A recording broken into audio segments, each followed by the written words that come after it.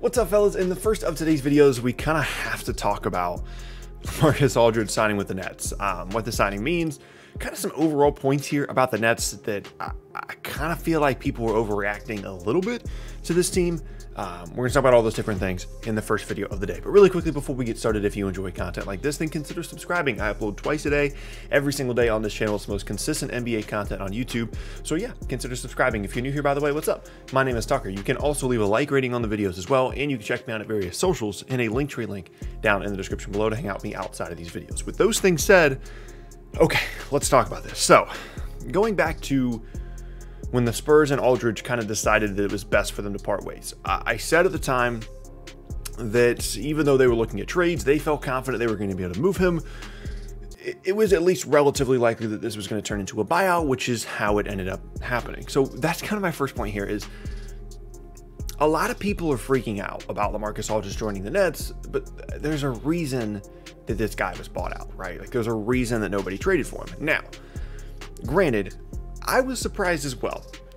Every indicator we'd gotten was that LaMarcus Aldridge was probably going to go to the Miami Heat, to the point that I almost made a video about him joining the Heat before he ever even actually got there. Like that's how certain it seemed like it was that Aldridge was going to be going to Miami. And then yesterday we get the notification that LaMarcus Aldridge has joined the Nets. So presumably, this just has everything to do with the fact that LaMarcus Aldridge wants to win a title, and him, as well as Blake Griffin, as well as someone else, because the Nets still have a spot left here, think that the Nets have the best chance at that.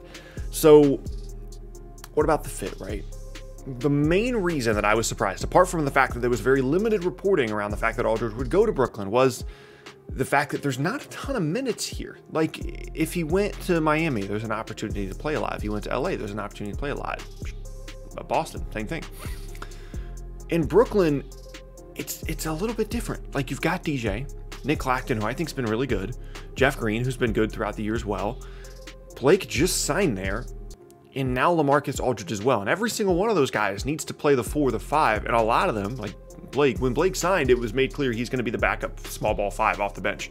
Then he said LaMarcus Aldridge yesterday, and they said the same thing. And DJ's been starting there. Nick Claxton's been playing really well there since he came back from injury. And then if you're thinking about moving anybody up to the 4 to kind of mix and match the minutes, Jeff Green's been really good there. And also, you know, Kevin Durant is going to come back at some point and play minutes at the 4. So I was thinking, why would Aldridge even sign there? Now, granted, each of those guys that I mentioned does bring a different skill set. Jeff Green, obviously the 4, provides a lot of spacing. Aldridge at the 5 would be able to space as well. Hasn't been shooting, you know, a ton of threes lately, but is capable of knocking down threes and obviously, you know, elbow jumpers, stuff like that. And can attack and mismatch in the post, which is helpful. Blake, you know, the best individual scorer out of the group, and can shoot as well. DJ, rim rolling presence. Claxton, super athletic rim rolling presence. And I think ultimately Claxton is probably the guy that is going to get his minutes pinched here, but that makes me like, I don't want that. If this signing of LaMarcus Aldridge results in Nicholas Claxton playing less, I think it makes the team worse. Like, I understand having more options. I understand what if this guy gets hurt, what if that guy gets hurt. But to sign LaMarcus Aldridge, you kind of have to come to him and say, well, this is our plan. This is how many minutes you're going to be playing. This is the role you're going to be in. And I'd have to imagine that when they had that conversation, it involved more than just, hey, you're going to be playing 15 minutes, 10 minutes a night off the bench. You know what I mean? So I'm confused more than anything. Like, obviously the possibility of him or someone like Drummond like signing in Brooklyn, like that always could have been a thing, but I just kind of thought that after they signed Blake, they were going to be looking at wing guys and backcourt guys on the buyout market rather than like bringing in someone like Aldridge, just because I didn't think they would want to go there, even though the opportunity to potentially win the title is there.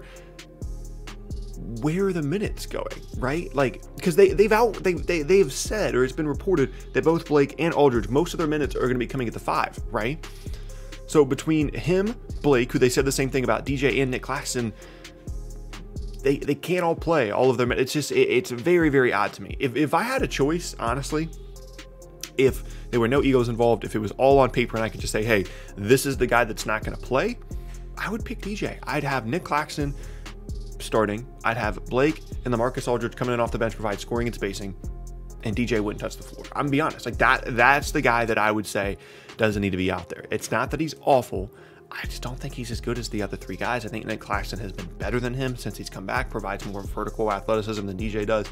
And I just like the fit of those three guys. Now, offensively, what Aldridge brings is going to be really, really valuable, right?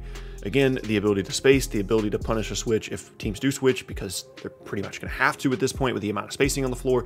5 guys on the floor that can shoot, incredibly difficult to guard, especially when you're considering the other 3 guys that can shoot or the other 4 guys that can shoot are Joe Harris, who's one of the best shooters in the league, and then 3 of the best individual scorers in the league. It's going to be tough. Defensively, just like pretty much any lineup Brooklyn puts on the floor at this point, it's going to be a bit of an issue, but finding solutions to that problem are way more difficult on the buyout market than they are to bring in someone like Aldridge that can score a little bit for you. So ultimately, that's going to have to be a schematic and an effort thing that's going to be able to fix that problem. Bringing Aldridge doesn't necessarily make them, all that much worse on defense. They just kind of still are the way they are. Now, for the Nets as a whole, people are freaking out like this is the Warriors signing DeMarcus Cousins to a $5 million deal. I understand that it's kind of crazy that from a name standpoint, they've got obviously KD, Kyrie, James Harden, DJ, Blake, LaMarcus Aldridge. I understand that it's like, excuse me, I get that. This isn't prime Blake. This isn't prime LaMarcus Aldridge. This isn't prime DeAndre Jordan. And if you're now scared of this Brooklyn team because of the addition of LaMarcus Aldridge, who just weren't paying attention before, they've been scary for a while. The Harden trade arguably has saved their season because KD and Kyrie most recently, KD for a while now, have been missing games. And having those 3 guys on the floor with Joe Harris and any other competent basketball player was always going to be scary. Now, you could argue that the fact that they can go to a lineup where they know everybody can shoot makes them a little bit more scary. But if you're now overly concerned about Brooklyn as some kind of NBA title contender because of the addition of 2 guys that got bought out for a reason, I think you're looking at it wrong. I think people are generally overreacting about the Aldridge edition, about the Blake edition, about this Nets team in general. They have always been scary. And I don't know how to handle it as a Nets fan. I don't know how to cope.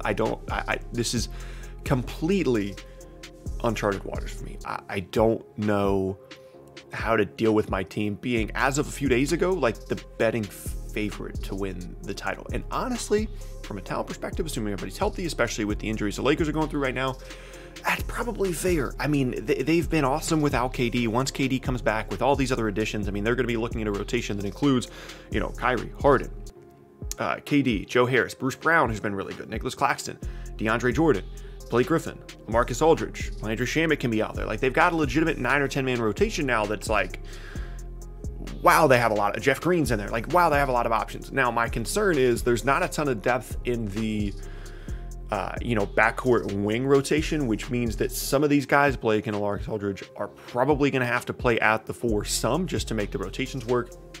That could also mean some Jeff Green at the 3 minutes, which I don't think is going to be very good for him. But ultimately, they should be able to survive at least a little bit with, the 3 guys that I mentioned, Shamet, Joe Harris, of course, Bruce Brown, who is a backcourt guy, but might as well be a frontcourt guy. Tyler Johnson, TLC, like, they'll be able to cobble something together. But if there's something that makes me nervous about the rotation, it is now the backcourt. But to be able to add guys like this post-James Harden trade is certainly an overwhelming positive. To have competent basketball players, veteran players on the roster, hopefully guys that have their egos in check and are not going to be asking for a lot of shot attempts here as we get towards the postseason. But overall, this actually makes me more nervous. Like, I'm glad LaMarcus Aldridge is on the team. He's going to be able to help in certain ways. But this just puts even more pressure on this group, man. Like, if I thought there was pressure on them before with the addition of Kyrie and KD and James Harden, I don't even know what you would call this now. This is a whole different level of pressure and expectation now, having brought in Blake Griffin and LaMarcus Aldridge in the buyout market. And I'm transparently nervous about how it's going to work out. I hope when we get to the postseason, every team in the league is healthy and just the team that plays the best wins, and we can go from there. I'm excited, but I think overall, if the addition of LaMarcus Aldridge changed your opinion wildly of this Nets team, I personally just think that's the wrong take. They were always scary, a little bit more spacing, but apart from that, it's mostly just the surprise that he went there in the first place for me, rather than being like, oh my gosh, the Nets are now guaranteed to win the title, something like that. So yeah, that's going to be the end of the first video of the day, and I thank you guys very much for watching. Later today, I'm going to get out my last piece of trade deadline content. I want to talk about the Aldridge thing first today, obviously, because it's, you know, more recent, newsworthy. But we're going to be talking about, you know, some of the rumors of trades that almost happened on trade deadline day, so be on the lookout for those. With all those things said, hope you guys enjoyed the video. If you did, you can leave a like rating on it. You can subscribe, look for more videos from me just like this in the boxes on screen, as well as the channel as a whole. And yeah, hope you guys have an awesome rest of your day, and I will see you all next time.